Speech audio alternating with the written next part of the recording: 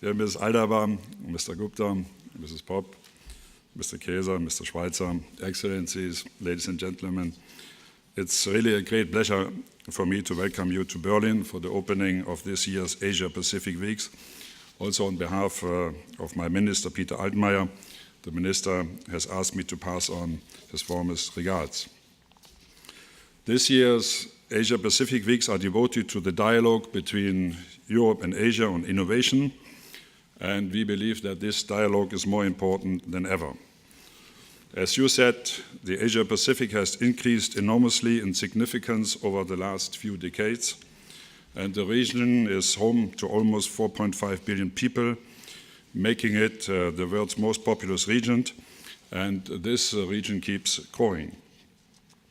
Back in 2005, the region generated roughly 25% of global output, but 10 years later, the figure had risen to 1/3, and by 2023, a 40% share is forecast. The International Monetary Fund has calculated that the region accounted for around 62% of the world's growth in 2017. China was responsible for roughly 1/3 of global economic growth, followed by the Asian region and Japan, South Korea, and Australia. During the last decade, German exports to the region have risen by an average of 7.4% a year, while the figure for overall German exports are only 2.9%. This shows the significance of this market for the German export industry.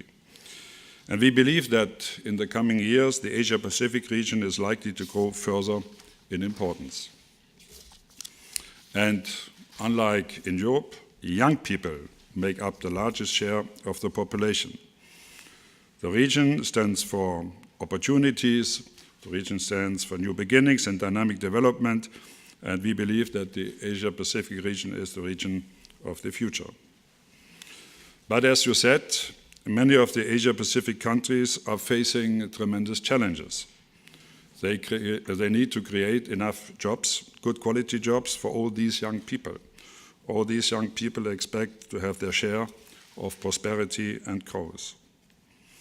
Germany is known for its effective dual vocational training system and service as an important partner for countries who seek support in this area. And German companies in the Asia-Pacific region make a great contribution to launching and improving vocational training programs there. A lot of young people also means a lot of young consumers on growing markets.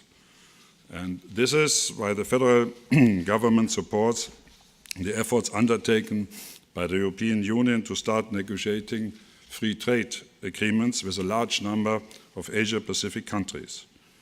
And we are particularly pleased that we have recently concluded FTAs with Japan, we have concluded FTAs with Singapore, and we have concluded FTAs with Vietnam, so that these can have soon an important impact on our mutual business relations. These FTAs send an important signal to the region and shows that Europe is and that Europe will continue to be a reliable partner. This message is particularly important today as everything we thought was true about international trade policy is being challenged, sometimes in the blink of an eye. And it sends a clear message to you, ladies and gentlemen, who have responsibility for companies and who have responsibility for startups. We want to expand economic relations between the Asia-Pacific and Europe.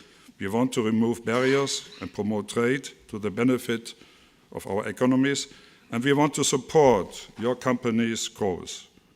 I urge you to make good use of these new opportunities. Europe and Germany are reliable partners for you as we try to shape the future in the age of digitization. Innovation in the field of digitization is a key factor for future economic growth. Innovative products, innovative services and solutions are crucial to our efforts to safeguard growth and jobs. International cooperation among the research and innovation community and the international dialogue, which is at the heart of this conference, must be further strengthened so that innovations can succeed. And in this context, it is important to establish international data protection rules and rules to protect intellectual property rights. Many Asian economies are innovative. Many young people there are interested in digitization, and the Asia-Pacific region is experiencing a rapid economic expansion. And for all these reasons, it is particularly important to have non-discriminatory rules and data security for digitization. So let's continue talking about this today.